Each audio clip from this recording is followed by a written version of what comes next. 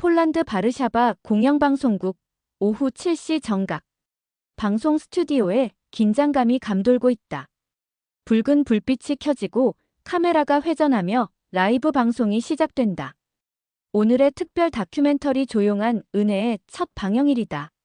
화면에 마르친 노박의 얼굴이 클로즈업된다. 그의 눈에는 눈물이 맺혀 있다. 폴란드 국민 여러분, 오늘 밝혀드릴 이야기는 우리 역사에서 철저히 감춰진 진실입니다. 얼마 전 우리나라가 미국과 유럽산 무기를 철수시키고 한국 무기로 442억 달러 규모의 계약을 맺은 사실 알고 계십니까? 우리 폴란드 방위산업 역사상 최대 규모의 이 결정에는 아무도 모르는 비밀이 있었습니다. 스튜디오의 조명이 흔들리고 카메라는 마르친의 감정적인 표정을 잡아낸다. 그런데 더 충격적인 진실이 있습니다. 30년 전 폴란드가 한국에게 빚을 졌다는 사실을 아는 분이 계십니까? 그리고 더 놀라운 것은 한국이 그 돈을 단 한 푼도 받지 않았다는 겁니다. 그것도 그 누구에게도 알리지 않은 채 말입니다. 스튜디오가 완전히 침묵에 잠긴다. 마르친의 목소리가 떨린다. 제가 발견한 단 한 문장이 제 인생을 완전히 바꿔놓았습니다. 그들은 우리를 도운 적 없지만 우리는 도움을 받고 자란 나라입니다. 세계가 왜 한국을 최고라 하는지 그 이유를 오늘 밤 여러분께 밝히겠습니다. 안녕하세요. 저는 폴란드 바르샤바 출신의 다큐멘터리 감독 마르친 노박입니다. 제 나이 45세, 전쟁과 국제관계를 다루는 다큐멘터리로 폴란드에선 꽤 알려진 인물입니다. 특히 국경 분쟁, 역사적 화해, 외교의 뒷이야기를 파헤치는 작업을 주로 해왔죠. 하지만 오늘 여러분께 들려드릴 이야기는 제 인생을 완전히 뒤바꿔 놓은 한 문장에 관한 것입니다. 그 한 문장이 어떻게 저를 변화시켰는지, 그리고 우리 폴란드와 한국 사이에 숨겨진 놀라운 비밀을 어떻게 세상에 알리게 되었는지 말씀드리겠습니다. 모든 것은 지난해 봄, 바르샤바 대학 역사 자료실에서 시작되었습니다. 저는 냉전시대 동유럽의 경제 협력에 관한 새 다큐멘터리를 준비하고 있었어요. 촬영팀과 함께 자료를 뒤지던 중 한 번도 본 적 없는 문서처를 발견했습니다. 마르친, 이거 봐요. 한국과 폴란드의 경제 협력 서류 같은데. 제 조수 아그네슈카가 먼지 쌓인 문서처를 내밀었습니다. 처음엔 별 관심이 없었어요. 우리 다큐멘터리의 주제는 소련과의 관계였으니까요. 하지만 그 서류철에 적힌 날짜가 제 시선을 사로잡았습니다. 1978년. 폴란드가 아직 공산권 국가였던 시절이었죠. 이상하네. 그때 우리가 한국과 어떤 관계가 있었다고? 저는 의아했습니다. 당시 폴란드는 북한과 외교 관계를 맺고 있었고 남한과는 공식적인 관계가 없었거든요. 호기심에 문서를 펼쳐보는 순간 제 심장이 빠르게 뛰기 시작했습니다. 그곳에는 충격적인 내용이 적혀 있었어요. 대한민국, 폴란드에 약 400만 달러 규모의 경제 협력 자금 제공. 그리고 그 아래 메모로 추가된 더 놀라운 내용. 1991년 결정사항 폴란드의 상환 의무 면제. 제 머릿속이 하얘졌습니다. 이게 무슨 말인가요? 한국이 폴란드에 돈을 빌려주고 그것도 우리가 민주화로 혼란스러웠던 시기에 그 빚을 탕감해줬다고요? 믿기지 않았습니다. 아그네슈카, 촬영 일정 전부 취소해. 이 이야기를 파헤쳐야겠어. 제 직감이 무언가 엄청난 것을 발견했다고 말하고 있었습니다. 다큐멘터리 감독으로서 20년의 경력 동안 이런 강렬한 호기심과 흥분을 느낀 적은 없었어요. 다음 날 아침 일찍 저는 폴란드 외교부 기록 보관소로 향했습니다. 문 앞에서 신분증을 꺼내들며 저는 망설였습니다. 제가 지금 하려는 일이 단순한 다큐멘터리 제작을 넘어 무언가 더 큰 의미를 갖게 될 것 같은 예감이 들었기 때문입니다. 노박 씨, 어서 오세요. 보관소 담당자인 야누 씨가 저를 맞이했습니다. 저는 종종 역사 다큐멘터리를 위해 이곳을 찾았기에 그는 저를 잘 알고 있었죠. 야누 씨, 특별한 자료를 찾고 있어요. 1970년대 후반부터 90년대 초반까지 한국과의 경제 협력 관련 문서요. 야누시의 표정이 묘하게 변했습니다. 한국이라. 특이한 요청이네요. 왜 갑자기 그쪽에 관심이 생겼죠? 저는 솔직하게 대답했습니다. 우연히 발견한 문서가 있어요. 한국이 우리에게 경제 지원을 했고 나중에 그 빚을 탕감해줬다는 내용이었죠. 사실인가 확인하고 싶어요. 야누시는 잠시 생각에 잠기더니 컴퓨터를 두드렸습니다. 여기 몇 가지 파일이 있네요. 하지만 일부는 기밀 해제가 안 된 것 같습니다. 특별 허가가 필요할 거예요. 특별 허가라. 쉽지 않은 일이었습니다. 하지만 저는 물러설 생각이 없었어요. 이 이야기의 끝을 보고 싶었거든요. 허가 신청서를 작성할게요. 그리고 가능한 자료부터 먼저 볼 수 있을까요? 야누시가 내어준 자료는 제한적이었지만 그 안에서도 중요한 단서를 발견했습니다. 1978년 폴란드와 한국 사이에 체결된 경제협력 협정. 당시 폴란드는 심각한 경제 위기에 직면해 있었고 한국의 지원은 순수한 경제적 이유만으로는 설명하기 어려운 것이었습니다. 하지만 왜 한국은 우리를 도왔을까요? 그리고 왜 이 사실이 이렇게 철저히 묻혀 있었을까요? 더 많은 정보를 얻기 위해 저는 당시 상황을 기억할 만한 인물을 찾아야 했습니다. 외교부 자료를 통해 당시 폴란드 경제부 차관이었던 안제이 코발스키의 이름을 알아냈습니다. 그는 지금 83세, 바르샤바 교외의 작은 마을에 살고 있다고 했죠. 그의 집을 찾아가는 길은 쉽지 않았습니다. 마을은 외딴 곳에 있었고 집들은 서로 닮아 헷갈렸습니다. 마침내 그의 집을 찾았을 때 제 가슴은 두근거렸습니다. 과연 그가 기억할까요? 그리고 기억한다면 왜 아무도 이 이야기를 모르게 된 걸까요? 문을 두드리자 잠시 후 흰머리의 노인이 문을 열었습니다. 그의 눈은 나이에 비해 맑고 생기가 넘쳤습니다. 코발스키 씨이신가요? 마르친 노박이라고 합니다. 다큐멘터리 감독인데요. 1970년대 말 한국과의 경제 협력에 대해 이야기 나누고 싶어 찾아왔습니다. 노인의 눈이 잠시 빛났다가 이내 경계의 색으로 변했습니다. 왜 그런 오래된 이야기에 관심이 있으신가요?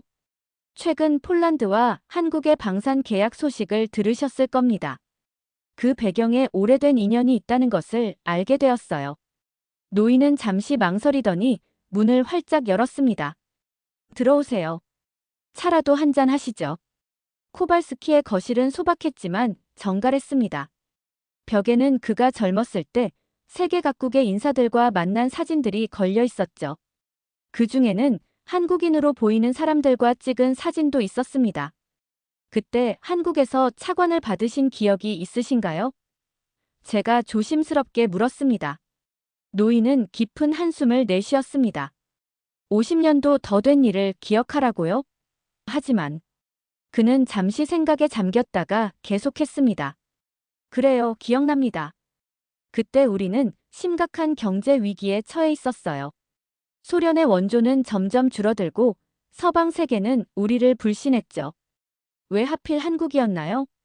그게 바로 가장 이상한 점이었죠. 코발스키의 목소리가 차분해졌습니다. 다른 나라들은 항상 정치적 조건을 달았어요. 그런데 한국은 달랐습니다. 그들은 단지 미래를 위한 협력의 기반을 마련하고 싶다고 했죠. 처음엔 의심스러웠지만 그들은 정말 그 말대로였어요. 그의 눈에 회상의 빛이 어렸습니다. 그런데 더 놀라운 건 1991년의 일입니다. 우린 민주화 이후 심각한 경제적 혼란에 빠져 있었어요. 모든 채권국이 빚 독촉을 했죠. 하지만 한국만은 그들은 우리에게 한마디도 하지 않았어요. 그게 무슨 뜻인가요? 그들은 빚을 탕감해 주었습니다. 조용히, 아무런 발표도 없이요. 당시 우리는 너무 혼란스러워서 그 의미를 제대로 이해하지 못했어요. 하지만 지금 생각해보면 그건 정말 특별한 결정이었습니다. 저는 가슴이 뭉클해지는 것을 느꼈습니다. 왜 한국은 그렇게 했을까요? 무엇이 그들을 그런 결정으로 이끌었을까요? 코발스키 씨, 이 이야기를 다큐멘터리로 만들고 싶습니다. 한국에 가서 직접 그 이유를 찾아볼 생각이에요. 노인은 미소를 지었습니다. 좋은 생각입니다. 이건 그저 정치나 경제의 문제가 아니라 인간의 가치에 관한 이야기니까요. 그날 밤 호텔방으로 돌아와 저는 밤새 잠을 이루지 못했습니다. 머릿속에는 온통 질문뿐이었습니다. 왜 한국은 폴란드에게 그런 선을 베풀었을까? 왜 이 사실은 그토록 오랫동안 감춰져 있었을까? 그리고 이 이야기가 오늘날의 양국 관계에 어떤 영향을 미쳤을까? 다음 날 아침, 저는 결심했습니다. 한국에 가서 직접 진실을 찾아보기로 한 거죠. 촬영팀에게 연락해 계획을 세우기 시작했습니다. 이건 단순한 다큐멘터리가 아닌 역사적 진실을 밝히는 중요한 프로젝트가 될 것이라고 느꼈습니다. 한국행 비행기 표를 예약하며 제 마음은 설렘과 두려움으로 가득 찼습니다. 이 여정이 어디로 저를 이끌지, 그리고 무엇을 발견하게 될지 저는 전혀 상상조차 하지 못했습니다. 인천공항에 도착한 날은 서울이 봄비에 젖어 있었습니다. 공항에서 나오자 촉촉한 공기가 제 얼굴을 감쌌습니다. 한국에 처음 발을 디딘 순간 이상한 느낌이 저를 감쌌어요. 마치 오래 잊혀진 이야기의 실마리를 찾으러 온 것 같은 기분이었습니다. 호텔에 짐을 풀고 창밖으로 서울의 풍경을 바라보았습니다. 고층 빌딩들, 밤에도 밝게 빛나는 네온사인들, 분주하게 오가는 사람들. 이 도시가 불과 60년 전만 해도 전쟁의 폐허였다는 사실이 믿기지 않았습니다. 다음 날 아침, 저는 한국 외교부를 방문했습니다. 사전에 연락을 취해둔 상태였고, 다행히 그들은 제 다큐멘터리 제작 목적을 이해하고 협조해주기로 했습니다. 외교부 건물 앞에 서서 잠시 망설였습니다. 이곳에서 제가 찾는 답을 얻을 수 있을까요? 그리고 만약 얻게 된다면 그것은 어떤 의미를 가질까요? 로비에서 저를 맞이한 것은 김지원이라는 젊은 외교부 직원이었습니다. 그녀는 영어를 유창하게 구사했고 제 연구에 관심을 보였습니다. 노박 씨, 한국까지 오신 이유가 그런 오래된 역사적 사건 때문이었군요. 정말 흥미롭습니다. 저는 미소 지으며 대답했습니다. 네, 우연히 발견한 작은 단서가 저를 이곳까지 이끌었네요. 폴란드와 한국 사이의 이 특별한 인연을 이해하고 싶습니다. 지원 씨는 저를 외교부 사료관으로 안내했습니다. 넓은 공간에 수많은 문서들이 체계적으로 정리되어 있었습니다. 1991년 폴란드 채무 탕감 관련 문서를 찾고 계시죠? 특별 허가가 필요한 문서들입니다. 신청서를 제출해 드릴게요. 승인까지는 며칠 걸릴 수 있어요. 기다림은 쉽지 않았지만 이 미스터리를 풀기 위해서라면 기꺼이 감수할 수 있었습니다. 그동안 서울을 둘러보며 한국에 대해 더 알아가기로 했습니다. 서울의 거리를 걷고 박물관을 방문하고 사람들과 대화하면서 저는 이 나라의 정신과 가치관을 조금씩 이해하기 시작했습니다. 특히 전쟁 기념관에서 본 한국 전쟁의 참상과 그 후의 눈부신 경제, 성장 이야기는 저에게 깊은 인상을 남겼습니다. 사흘째 되는 날, 드디어 외교부로부터 연락이 왔습니다. 회의록 열람 허가가 떨어졌다는 소식이었습니다. 저는 서둘러 외교부로 향했고 가슴은 기대감으로 뛰었습니다. 지원 씨의 안내로 특별 열람실에 들어갔습니다. 테이블 위에는 이미 몇 개의 문서 파일이 준비되어 있었습니다.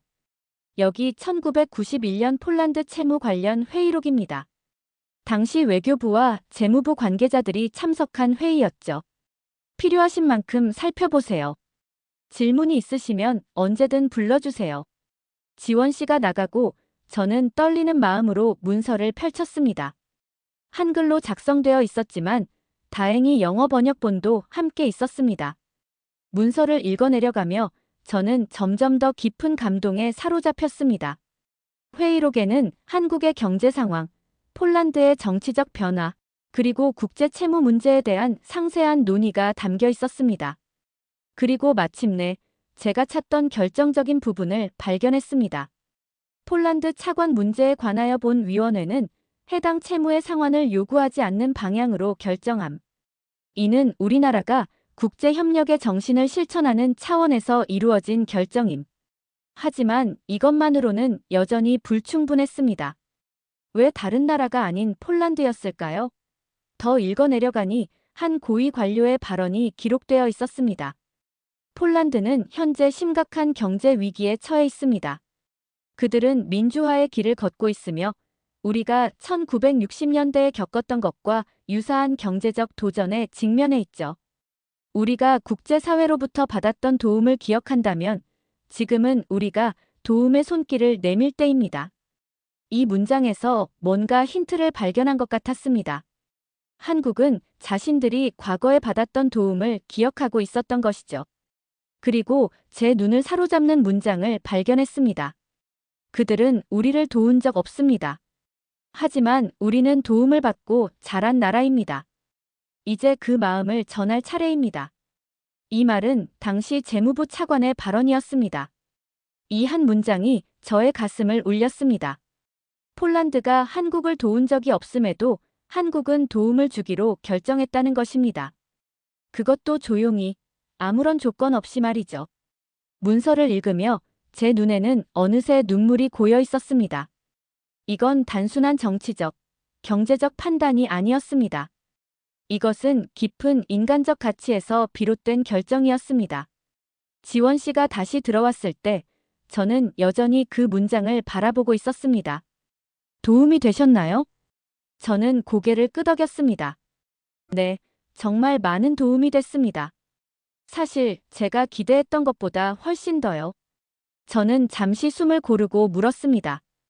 혹시 당시 이 결정에 참여했던 분들 중 아직 살아계신 분이 있을까요? 인터뷰가 가능할까요? 지원 씨는 잠시 생각하더니 미소를 지었습니다. 운이 좋으시네요. 당시 외교부 국장이셨던 김민호 씨가 아직 건강하게 계십니다. 연락해 볼게요. 다음 날, 저는 서울 북부의 조용한 카페에서 김민호 전 외교부 국장을 만났습니다. 그는 이제 76세의 노신사였지만 눈빛은 여전히 날카로웠고 기억력도 놀라울 정도로 선명했습니다. 노박 씨, 멀리서 오셨군요. 폴란드와 한국의 오래된 인연에 관심을 가져주셔서 감사합니다. 저는 경의를 표하며 인사했습니다. 제가 감사드려야죠. 귀중한 시간을 내주셔서요. 1991년 폴란드 채무 탕감 결정에 직접 참여하셨다고 들었습니다. 그 배경이 궁금합니다. 김민호 씨는 잠시 생각에 잠겼다가 이야기를 시작했습니다. 그때는 세계가 크게 변화하는 시기였습니다. 냉전이 끝나고 많은 공산권 국가들이 민주화와 시장 경제로 전환하는 과정에 있었죠. 폴란드도 그중 하나였어요. 그는 차를 한 모금 마시고 계속했습니다. 우리는 그들의 상황을 잘 이해했어요. 왜냐하면 한국도 비슷한 길을 걸어왔으니까요. 우리도 한때는 극심한 가난 속에서 경제 발전을 이루어냈습니다. 그 과정에서 국제사회의 도움이 컸죠. 그래서 폴란드를 돕기로 결정하신 건가요? 그렇습니다. 하지만 그것보다 더 깊은 이유가 있었어요.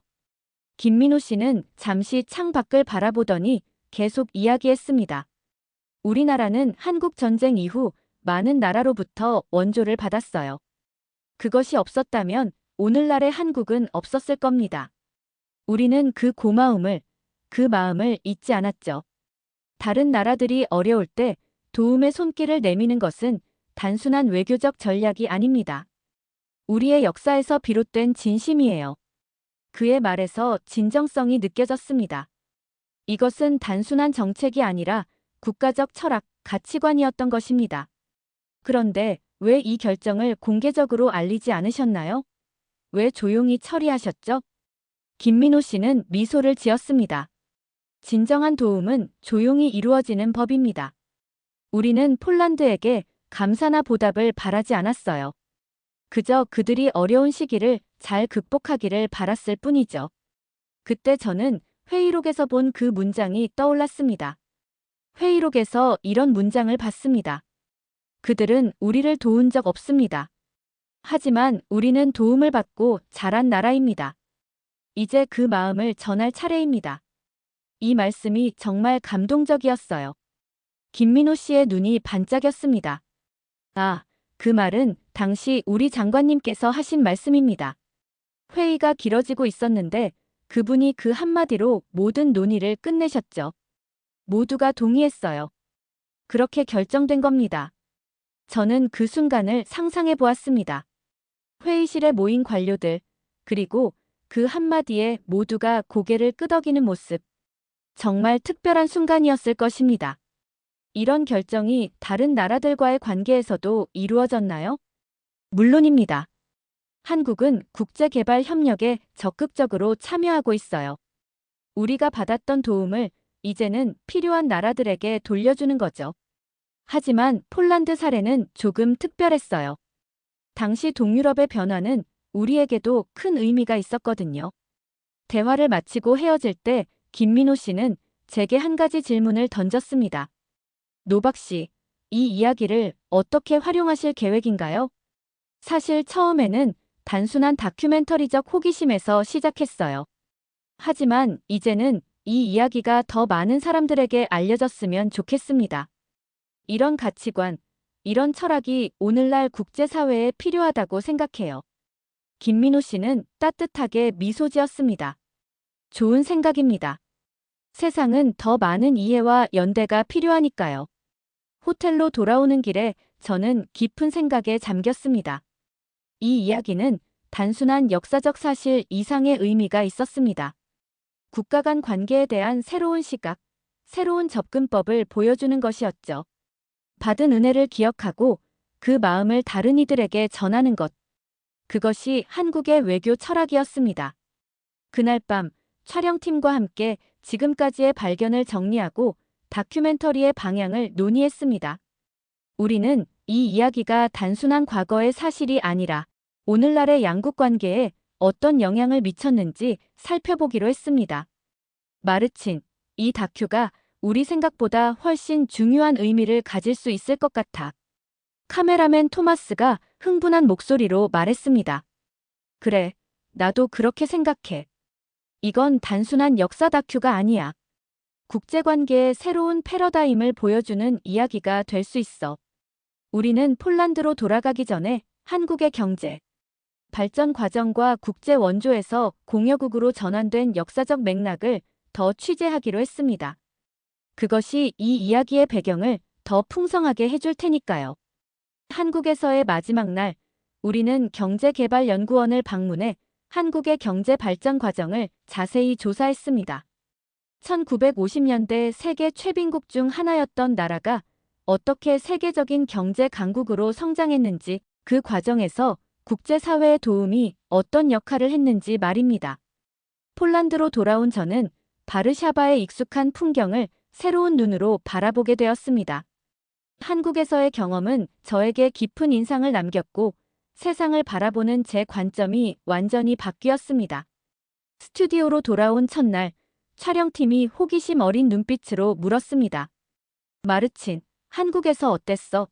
찾던 답을 얻었니? 내 기대 이상이었어.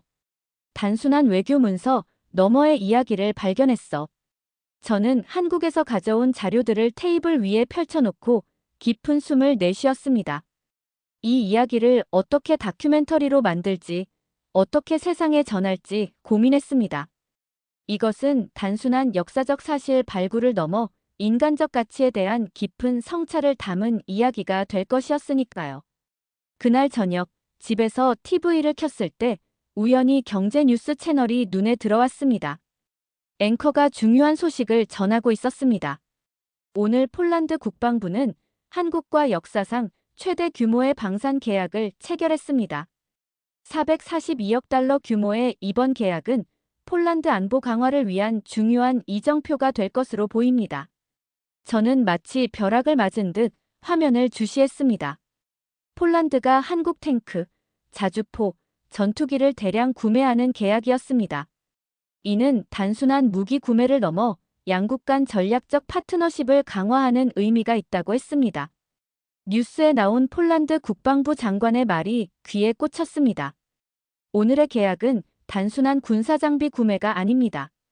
이는 신뢰와 상호 존중에 기반한 양국 관계의 결실입니다. 우리는 한국을 믿고 한국은 우리의 안보 필요를 이해했습니다. 신뢰. 그 단어가 제 마음에 울림을 주었습니다. 30년 전 그 조용한 결정이 오늘날 이런 깊은 신뢰로 이어진 것일까요? 다음 날 아침, 국방 분야 전문가인 대학 동료 토마스를 서둘러 찾아갔습니다. 토마스, 폴란드와 한국의 방산 계약에 대해 들었어. 토마스는 안경을 고쳤으며 대답했습니다. 물론이지. 놀라운 일이야. 우리는 주로 미국이나 유럽 국가들과 방산 협력을 해왔거든. 한국과 이런 대규모 계약을 맺는 건 정말 이례적인 일이야. 왜 한국을 선택했다고 생각해? 여러 요인이 있겠지. 한국의 군사기술은 세계적인 수준이고 가격 경쟁력도 있어. 하지만 무엇보다 신뢰가 중요했던 것 같아. 알다시피 방산 계약은 단순한 물건 사고 파는 일이 아니잖아. 장기적인 협력과 기술 이전, 유지 보수까지 고려해야 하니까. 토마스는 잠시 생각하더니 덧붙였습니다. 사실 이 결정 과정에 참여한 고위 관료 한 명을 알아. 그가 말하길 한국은 언제나 약속을 지켰다고 해. 기한도 철저히 지키고 기술 이전도 약속대로 했다고. 그런 신뢰가 쌓이니 이번 대규모 계약도 가능했던 거지. 그의 말 중 신뢰라는 단어가 다시 제 귀에 꽂혔습니다. 신뢰는 하루아침에 형성되는 게 아닙니다. 오랜 세월에 걸쳐 서로의 진정성을 경험하며 쌓이는 것이죠. 1991년 한국은 아무런 조건 없이 조용히 폴란드의 빚을 탕감해 주었습니다. 그때 아무도 이 사실을 주목하지 않았습니다. 어쩌면 한국도 그런 주목을 원하지 않았을지도 모릅니다. 하지만 그 선에 그 진정성은 잊히지 않았나 봅니다. 그것이 양국 관계의 깊은 신뢰의 씨앗을 심었고 30년이 지난 지금 그 씨앗이 큰 나무로 자란 것 같았습니다. 토마스와 헤어진 후 저는 직접 폴란드 국방부를 찾아가 보기로 했습니다. 제 연구에 관심을 가질지도 모른다는 생각이 들었거든요. 다행히도 국방부 대외협력과 부장인 야누시 코발스키 씨를 만날 수 있었습니다. 노박 씨의 연구에 대해 들었습니다. 1991년 한국의 폴란드 채무 탕감에 관한 거죠? 네, 맞습니다. 혹시 이번 한국과의 방산 계약에 그 오래된 결정이 영향을 미쳤을까요? 야누시 씨는 잠시 생각하더니 대답했습니다. 직접적인 연관성을 말하기는 어렵습니다만 분명 그런 역사적 배경이 양국 관계에 긍정적인 영향을 미쳤을 거예요. 무기 구매는 단순한 상거래가 아닙니다. 그것은 국가 안보와 직결된 문제죠. 우리가 한국을 선택한 것은 그들이 믿을 수 있는 파트너라고 판단했기 때문입니다. 그는 잠시 서류를 뒤적이더니 흥미로운 사실을 알려주었습니다. 사실 이번 계약 협상 과정에서 한국 측은 매우 유연한 태도를 보였습니다. 기술 이전, 현지 생산, 금융 조건 등에서 우리의 요구를 최대한 수용했죠. 다른 경쟁국들보다 훨씬 협조적이었어요. 마치 오랜 친구처럼 말이죠. 오랜 친구. 30년 전 그 조용한 결정이 오늘날의 오랜 친구로 이어진 것일까요? 스튜디오로 돌아와 저는 노트북을 켜고 한국에서 가져온 자료들을 다시 한번 살펴봤습니다. 김민호 씨의 말이 떠올랐습니다. 진정한 도움은 조용히 이루어지는 법입니다. 우리는 폴란드에게 감사나 보답을 바라지 않았어요. 그들은 정말 그랬습니다. 그들은 아무런 조건 없이 도왔고 그것이 30년이 지난 지금 깊은 신뢰로 돌아온 것이죠. 다음 주 저는 이 모든 조사 결과를 바탕으로 다큐멘터리 편집 작업을 시작했습니다. 제목은 조용한 은혜로 정했습니다. 이 다큐멘터리에서 저는 단순한 사실 나열을 넘어 이 사례가 국제관계에 주는 시사점에 초점을 맞추었습니다. 편집 작업은 쉽지 않았습니다. 한국의 풍경, 폴란드의 과거, 인터뷰 자료들을 어떻게 하면 가장 효과적으로 조합할 수 있을지 고민했습니다. 무엇보다 이 이야기의 감동을 어떻게 시청자들에게 전달할지가 가장 큰 과제였습니다. 편집실에서 밤을 새우던 어느 날, 방송국 국장이 찾아왔습니다. 마르친, 다큐멘터리 제작 상황이 어떻게 돼가나? 거의 마무리 단계입니다. 하지만 아직 마음에 들지 않는 부분이 있어요. 이 이야기의 본질을 어떻게 가장 잘 전달할 수 있을지. 국장은 잠시 화면을 바라보더니 말했습니다. 이건 단순한 역사 다큐가 아니야. 이건 인간의 가치에 대한 이야기야. 그 본질을 잃지 않았으면 좋겠어. 그의 말이 저에게 영감을 주었습니다. 맞습니다. 이것은 단순한 역사 다큐멘터리가 아닙니다. 이것은 인간적 가치, 신뢰, 기억의 중요성에 대한 이야기입니다. 다큐멘터리가 완성되고 방송 예정일이 다가왔습니다. 저는 긴장되고 설레는 마음으로 그날을 기다렸습니다. 이 이야기가 과연 시청자들에게 어떤 영향을 미칠까요? 방송 당일 스튜디오에는 특별한 분위기가 감돌았습니다. 같은 시간대에 방영되는 인기 드라마가 있어 시청률 경쟁이 우려되었지만 저는 이 이야기의 가치를 믿었습니다. 첫 방송이 나간 후 반응은 폭발적이었습니다. 소셜미디어에는 다큐멘터리에 대한 감동적인 반응들이 넘쳐났습니다. 많은 시청자들이 이런 역사적 사실을 처음 알게 되었다며 놀라움을 표했고 한국에 대한 새로운 시각을 갖게 되었다고 말했습니다. 가장 놀라운 반응은 한국 대사관에서 왔습니다.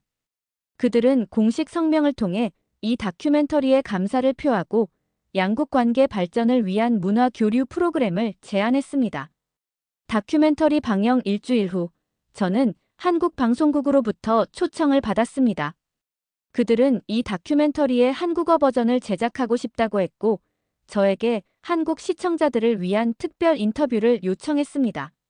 서울로 다시 돌아간 저는 이번에는 더 깊은 감동을 느꼈습니다. 첫 방문 때는 미스터리를 풀기 위해 왔지만 이번에는 그 미스터리가 만들어낸 감동을 나누기 위해 온 것이니까요. 한국 방송국에서의 인터뷰는 매우 감동적이었습니다. 진행자는 제게 물었습니다. 노박 씨, 이 이야기를 발견하고 연구하면서 개인적으로 가장 감동받은 부분은 무엇인가요? 저는 잠시 생각하다가 대답했습니다. 그것은 받지 못했던 시절의 고통을 기억하는 것의 중요성입니다. 한국은 단순히 받은 은혜를 갚는 것이 아니라 자신들이 어려웠던 시절의 그 마음을 기억하고 있었습니다. 그래서 다른 나라가 비슷한 어려움을 겪을 때 그 마음을 전하고자 했죠. 이것은 국제관계를 바라보는 새로운 시각을 제공합니다. 인터뷰가 방송된 후 한국 시청자들의 반응도 매우 뜨거웠습니다.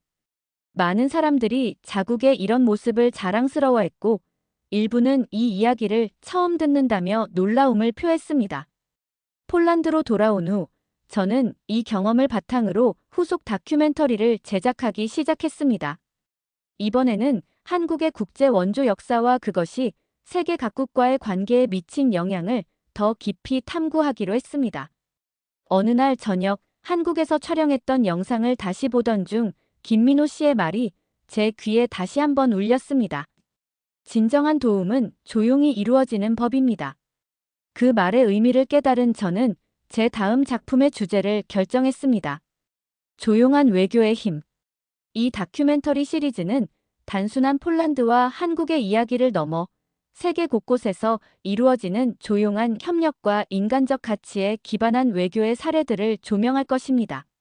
지금 저는 방송국 스튜디오에 앉아 첫 번째 다큐멘터리의 성공을 생각하며 다음 작품을 준비하고 있습니다. 그리고 제 마음에는 깊은 깨달음이 자리 잡고 있습니다. 국제관계는 단순한 힘과 이익의 게임이 아닙니다. 진정성 있는 도움, 조건 없는 선의가 쌓여 만들어지는 신뢰는 어떤 조약보다, 어떤 군사 동맹보다 더 강력한 힘을 발휘할 수 있습니다. 그리고 무엇보다 받은 것만 기억하는 것이 아니라 받지 못했던 시절의 고통도 기억하는 것의 중요성을 배웠습니다. 그래야 진정한 연대, 진정한 이해가 가능해질 테니까요. 저는 이제 세계를 다른 눈으로 바라봅니다. 그리고 이 이야기를 통해 조금이나마 세상이 더 따뜻한 곳이 되기를 바랍니다. 한국은 은혜를 받은 나라입니다. 하지만 받은 것만 기억하지 않았습니다. 받지 못했던 시간도 기억했습니다. 그래서 그들은 받은 적 없는 은혜를 조용히 갚았습니다. 그게 대한민국입니다. 오늘 영상 어떠셨나요? 사실 우리도 잘 몰랐던 이야기였습니다. 받은 적 없는 은혜를 조용히 갚은 나라. 그 선택은 아무도 모르게 지나갔지만 누군가는 그 기록을 기억했고 또 누군가는 눈물로 그 의미를 되새겼습니다. 여러분, 대한민국 정말 대단하지 않나요? 과거의 아픔을 기억하고 받은 은혜를 가슴에 품고 받은 적 없는 이들에게도 손을 내밀 줄 아는 나라. 우리는 지금 그런 나라에 살고 있습니다. 흐름을 따르던 나라에서 흐름을 바꾸는 나라로. 한국이 없으면 세계가 멈춥니다. 재미있게 보셨나요? 오늘의 사연은 여기까지입니다. 긴 영상 끝까지 시청해 주셔서 정말 감사합니다. 구독과 좋아요는 영상 제작에 매우 큰 도움이 됩니다. 더 좋은 사연으로 찾아뵙겠습니다. 지금까지 이야기 보따리였습니다. 감사합니다.